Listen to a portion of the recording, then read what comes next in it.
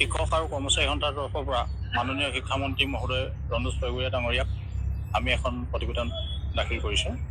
এই প্ৰতিবেদনখন মূলতঃ আমাৰ অষ্টম দৰমহা আয়োগক উদ্দেশ্য কৰি পেলানি মাননীয় মুখ্যমন্ত্ৰী মহোদয়ে মুখ্য সচিবক যি পৰামৰ্শ আগতীয়াকৈ দিবলৈ কৈছিল, আমি তাৰ আধাৰত প্ৰস্তুত কৰা আছিল। আৰু ইতিমধ্যে যোৱা মাহৰ 15 তাৰিখে আমি এইখন প্ৰতিবেদন মুখ্য সচিব মহোদয়ক দাখিল কৰিছোঁ। আৰু সেই একেধৰণৰ প্ৰতিবেদনে আমি আজি শিক্ষামন্ত্ৰী মহোদয়ৰ লগত দাখিল কৰাৰ লগতে প্ৰতিবেদনখনৰ বিষয়সমূহ তেওঁৰ লগত আমি পুংখানুপুংখভাৱে আলোচনা কৰিছিলোঁ। আলোচনা কালত সভাপতি মহোদয়ে কোৱাৰ দৰে যথেষ্ট ইতিবাচক আছিল। স্নাতক শিক্ষকসকল পে'মেণ্ট 2ত আছে, কিন্তু পে'মেণ্ট 2ত থকা অৱস্থাটো যেতিয়া সপ্তম দৰমহা আয়োগে ফিক্সেশ্যন কৰিছিলে, তাত এটা বিসংগতি থাকি গ'ল স্নাতক শিক্ষকসকলৰ। তেওঁলোকৰ যিটো ইনিচিয়েল পে স্কেল আছিলে 6,660 টকা 6,660, তাত ফিক্সেশ্যন নকৰি 5,200 অৰ্থাৎ 5,200 টকাত ফিক্সেশ্যন কৰাৰ কাৰণে স্নাতক শিক্ষকসকল যথেষ্ট ক্ষতিৰ সন্মুখীন হ'ল, যিটো 16 চনৰ পিছত প্ৰযোজ্য হৈছিলে। গতিকে স্নাতক শিক্ষকসকলে এই ক্ষেত্ৰত যথেষ্ট ক্ষতিৰ সন্মুখীন হৈ পাঠদান কৰিব লগা হৈছে।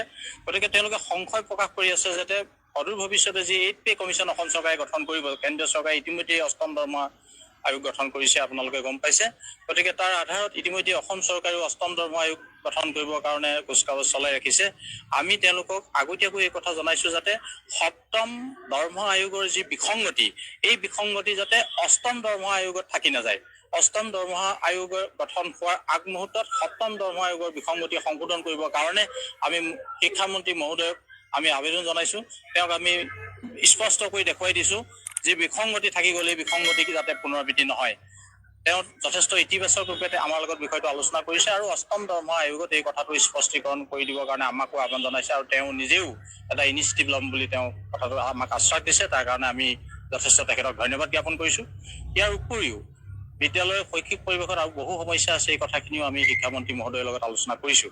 আমাৰ গ্ৰেড 3 কৰ্মচাৰীসকলেও যথেষ্ট সন্দিহানৰ মাজত চাকৰি কৰিব লগা হয়।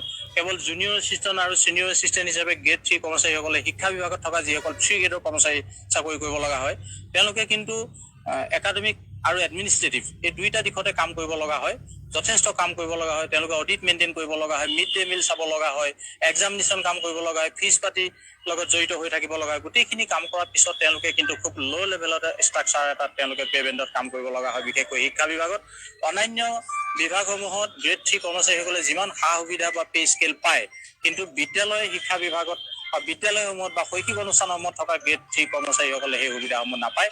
আমি এই কথাটো শিক্ষামন্ত্ৰী মহোদয়ক আজি জনাইছোঁ আৰু তেওঁ মনে আমাক এই কথাটো উল্লেখ কৰিছোঁ। ঠিক একেধৰণৰ সমস্যা গ্ৰেড 4ৰ ক্ষেত্ৰতো আছে। তেওঁলোকে গ্ৰেড 4 কেৱল চকীদাৰ দায়িত্বটোৱে নহয়, তেওঁলোকে বিদ্যালয় চাফ চিকুণ কৰাৰ পৰা টয়লেট চাফ চিকুণ কৰালৈকে মনোনিৱেশ কৰিব লগা হয়, যিটো অতি মৰ্যাদাহানিকৰ কাম কৰাৰ পিছতো তেওঁলোকে যথেষ্ট ল' লেভেলত কাম কৰিব লগা হয়। আমি তেওঁলোকৰ সপক্ষে আমি মেম'ৰেণ্ডামত প্ৰতিবেদনত এই কথাটো উল্লেখ কৰিছোঁ যাতে তেওঁলোকক সুবিধা প্ৰদান কৰা হয়, পে'মেণ্টত তেওঁলোকক যাতে কিছু আপগ্ৰেড কৰা হয়, এই কথা আমি জনাইছোঁ। তাৰোপৰি বিদ্যালয়ত আপোনালোকে যদি চায়, 2010 চনত যিসকল SRD অধীনত 2010 চনত নিযুক্তি পোৱা শিক্ষকসকলক SRD অধীনত 2025 চনত ফেব্ৰুৱাৰী মাহত ৰেগুলাৰ কৰা হ'ল। কিন্তু এই প্ৰচেছটোত এটা ডাঙৰ বিসংগতি থাকি গ'ল। এই বিসংগতিটো আমি শিক্ষামন্ত্ৰী মহোদয়ক কেইবাবাৰো আলোচনা কৰিছোঁ আৰু আজি পুনৰবাৰ তেওঁলোকক মেম'ৰেণ্ডাম আকাৰে দিয়াৰ উপৰি আলোচনা আমি পুংখানুপুংখভাৱে কৰিছোঁ। তেওঁলোক যথেষ্ট ক্ষতিৰ সন্মুখীন হৈছে। 2010 চনৰ পৰা তেওঁলোকে কাম কৰি 2025 চনৰ ফেব্ৰুৱাৰী মাহত ৰেগুলাৰ হ'ল, অৰ্থাৎ 15 বছৰ ছিনিয়ৰিটি কৰ্তন কৰা হ'ল। তেওঁলোক যদিও এই প্ৰায় 5,000ৰো অধিক শিক্ষক তেওঁলোকক ৰেগুলাৰ কৰা হ'ল যদিও নামত ৰেগুলাৰ হ'ল, তেওঁলোকে যথেষ্ট দুখৰ এটা বোজা লৈ পেলানি ৰেগুলাৰ হ'ব লগা হৈছে। আমি সেইকাৰণে শিক্ষামন্ত্ৰী মহোদয়ক আহ্বান জনাইছোঁ তেওঁলোকৰ কথাটো যাতে পুনৰ বিবেচনা কৰে, তেওঁলোকক পে প্ৰটেকশ্যন বা ছিনিয়ৰিটিৰ ক্ষেত্ৰত যাতে পুনৰ বিবেচনা কৰা হয়। শিক্ষামন্ত্ৰী মহোদয়ে আমাক আশ্বাস দিছে তেওঁলোকক আজি আলোচনা কালত তেওঁলোকক পেঞ্চন বেনিফিটটো জইনিং কালৰ পৰা ছিনিয়ৰিটি গণ্য কৰা হ'ব বুলি এই কথাটো আমাক আশ্বাস দিছে আৰু আমি আশা ৰাখিছোঁ তেওঁলোকক পে প্ৰটেকশ্যনৰ ক্ষেত্ৰতো যাতে অষ্টম দৰমহা আয়োগৰ সময়তে বিবেচনা কৰা হয়। আমি এই কথাটো শিক্ষামন্ত্ৰী মহোদয়ক জনাইছোঁ। তাৰ উপৰিও 2013 চনত যিবিলাক বিদ্যালয় প্ৰভিঞ্চিয়েলাইজ কৰা হৈছিলে, এই বিদ্যালয়বিলাকৰ শিক্ষক কৰ্মচাৰীসকলে আচলতে NPS-ত তেওঁলোক সুখী কেতিয়াও নহয়। তেওঁলোকে বহুদিন ধৰি 10-15 বছৰ 20 বছৰ পৰ্যন্ত বিনা বেতনে পৰিশ্ৰম কৰি আচলতে বিদ্যালয় প্ৰভিঞ্চিয়েলাইজ হোৱাৰ পিছত 2013 চনত প্ৰভিঞ্চিয়েলাইজ হৈছে। সেইসকল শিক্ষকৰ চাকৰি কাৰ্যকাল কাৰোবাৰ 10 বছৰ, কাৰোবাৰ 12 বছৰ, খুব বেছি 15 বছৰ পিছত তেওঁলোক অৱসৰ ল'ব। সেইবাবে তেওঁলোকে NPS-ত আচলতে বিশেষ বেনিফিট নহয় বা UPS-তো বিশেষ বেনিফিট নহয়। সেই অৱসৰকালীন সময়ছোৱাত তেওঁলোকে এটা জীৱনৰ সংশয় মুহূৰ্ত অতিবাহিত কৰিব লাগিব, এই কথাত আচলতে ভয়ভীত খাই তেওঁলোকে OPS দাবী কৰি আছে। তেওঁলোকে অৱসৰকালীন সময়ছোৱাত জীৱন যাত্ৰা যাতে সুখৰ হয় তাৰ কাৰণে OPS দাবী কৰিছে। আমি তেওঁলোকৰ কাৰণে মেম'ৰেণ্ডামত স্পষ্টভাৱে লিখিছোঁ 2013 চনত প্ৰভিঞ্চিয়েলাইজ হোৱা বিদ্যালয়বিলাক যাতে OPS-ৰ অধীনলৈ আহে। কেৱল 13 চন বুলিয়ে নহয়, আমি সম্পূৰ্ণ অসম মাধ্যমিক শিক্ষক কৰ্মচাৰী সন্থাৰ লগতে অসমৰ প্ৰায় 17খন কৰ্মচাৰী পৰিষদৰ লগতে সকলো শিক্ষক সংগঠনে আচলতে NPS-টো বিৰোধিতা কৰিছে। আপোনালোকে নিশ্চয় এই কথা গম পাইছে, আপোনালোকেও প্ৰচাৰ কৰিছে। NPS আৰু আজি তাৰিখত UPS হৈছে। এই UPS, NPS এই ধৰণে বহুধা বিভক্ত নকৰি শিক্ষক কৰ্মচাৰীসকলক আচলতে OPS প্ৰৱৰ্তন কৰিব লাগে। কেন্দ্ৰীয় চৰকাৰে কি কৰিছে নাজানো, আমি অসম চৰকাৰৰ অধীনত আমি চৰকাৰী কৰ্মচাৰী, গতিকে আমি অসম চৰকাৰে OPS প্ৰৱৰ্তন অৰ্থাৎ পুৰণি পেঞ্চন নীতি প্ৰৱৰ্তন হোৱাটো বিচাৰোঁ। আজি চৰকাৰে বয়সস্থ ব্যক্তিসকলক জীৱনৰ নিৰাপত্তা দিয়াটো বিচাৰে, সন্মান সহকাৰে থকা বিচাৰে। তেনে ক্ষেত্ৰত অৱসৰকালীন শিক্ষকসকলক বা কৰ্মচাৰীসকলক অৱসৰ লোৱাৰ পিছত এই বয়সস্থ ব্যক্তিসকলক জীৱনক লৈ হেতালি খেলা উচিত নহয়, এই কথা আমি মন্ত্ৰী মহোদয়ক জনাইছোঁ।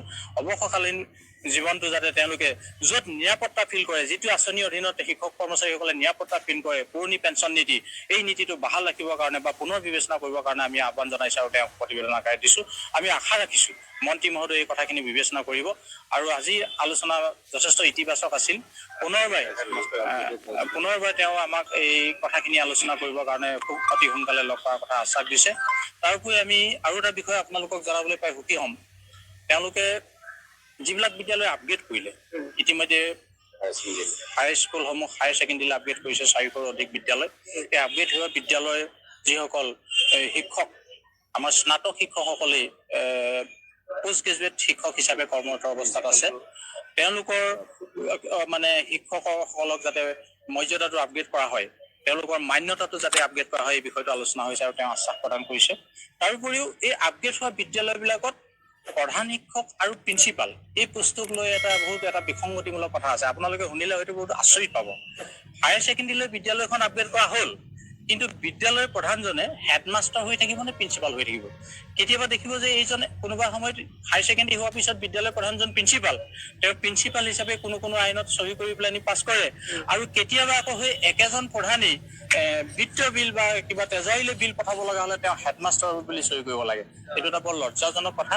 এইটো কেতিয়াও হোৱা উচিত নহয়। একেজন মানুহে একে সময়তে এটা চিলত হেডমাষ্টাৰ মাৰিব আৰু এটা চিলত প্ৰিন্সিপাল হ'ব, এইটো এবাৰ বিসংগতিমূলক। গতিকে এই কথা কেতিয়াও আচলতে থকা উচিত নহয়।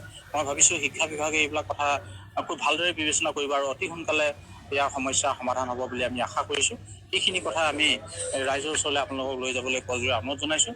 তাৰোপৰি আপোনালোকে শুনি ভাল পাব, আমাৰ আৰু এটা আলোচনা আমি শিক্ষামন্ত্ৰী মহোদয়ৰ লগত আলোচনা কৰিছিলোঁ।